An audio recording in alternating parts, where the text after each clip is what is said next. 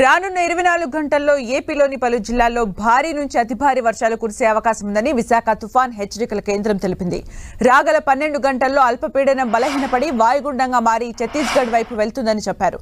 దీని ప్రభావంతో రానున్న 24 గంటల్లో రాష్ట్రంలోని పలు ప్రాంతాల్లో భారీ వర్షాలు కురుస్తాయని అంటున్న తుఫాన్ హెచ్చరికల కేంద్రం అధికారి శ్రీనివాస్తో మా ప్రతినిధి జార్జ్ ఫేస్ టు ఫేస్.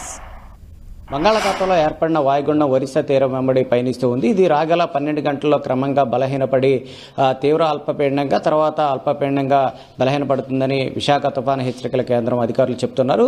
అయితే దీని ప్రభావం ఏ విధంగా ఉండబోతుంది అనేది తెలుసుకునేందుకు విశాఖ తుఫాను హెచ్చరికల కేంద్రం అధికారి కేవీఎస్ శ్రీనివాస్ గారు మనతో ఉన్నారు. వారిని అడిగి మరిన్ని వివరాలు తెలుసుకుందాం. సార్, ప్రస్తుతం వాతావరణ పరిస్థితి ఏ విధంగా ఉంది? ఎన్ని రోజుల పాటు ఈ వాయుగుండ ప్రభావం రాష్ట్రం మీద ఉండే అవకాశం?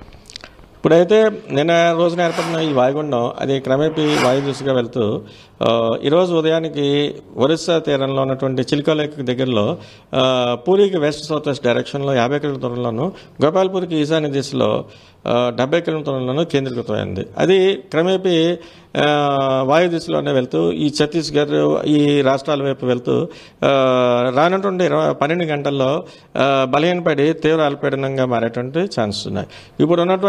ఇప్పుడు ఈ చిల్కా లేక్ దగ్గర ఉన్నటువంటి ఈ వాయుగుండం దృష్ట్యా నెక్స్ట్ కమింగ్ 24 అవర్స్ వరకు కూడా మనకి ఈ మన రాష్ట్రంలో ఉండే ఆల్మోస్ట్ కోస్తా జిల్లా అన్నింటిలో కూడా వైడ్ స్ప్రెడ్ రైన్స్ ఒక మోస్తరు వర్షాలు వైడ్ స్ప్రెడ్గా వచ్చేటట్టు ఛాన్సెస్ ఉన్నాయి. అలాగే కొన్ని చోట్ల భారీ వర్షపాతం, మరికొన్ని చోట్ల అంటే 1-2 చోట్ల భారీ టు అతి భారీ వర్షపాతం కూడా మనం ప్రెడిక్షన్స్ చేస్తున్నాం, అంటే ఫోర్కాస్ట్ ఇస్తున్నాం. భారీ నుంచి అతి భారీ వర్షపాతం 1-2 చోట్ల ఏలూరు మరియు అల్లూరు సీతారామరాజు జిల్లాల్లోనూ, అలాగే భారీ వర్షపాతం 1-2 చోట్ల అయితే Srikakulam, Parvathipuram Manyam, Vizianagaram, Visakhapatnam, Anakapalli, Kakinada, next Konaseema, east and west Godavari, Krishna, NTR and Palnadu ఈ జిల్లాల్లో కూడా కమింగ్ 24 అవర్స్ వరకు కూడా ఈ భారీ వర్షపాతం వచ్చేటువంటి ఛాన్సెస్ అయితే ఉన్నాయని చెప్తున్నాం. ఇప్పటికీ కూడా మన ఉత్తరాంధ్ర తీరం కూడా బలమైనటువంటి ఎదురుగాలులు గంటకి 45 నుంచి 50 కిలోమీటర్ల వేగం, అలాగే some times it may be gusting to even 65 kilometres కూడా అది ఆ పరిస్థితులు ఇంకా కొనసాగుతున్నాయి. అంచేది ఈ నేపథ్యంలో ఇక్కడ ఈ ప్రాంతంలో ఉన్నటువంటి మత్స్యకారులని వేటకి వెళ్ళొద్దని చెప్తున్నాం. 12 గంటలు ఇది బలహీనపడుతుందని చెప్తూ ఉన్నారు.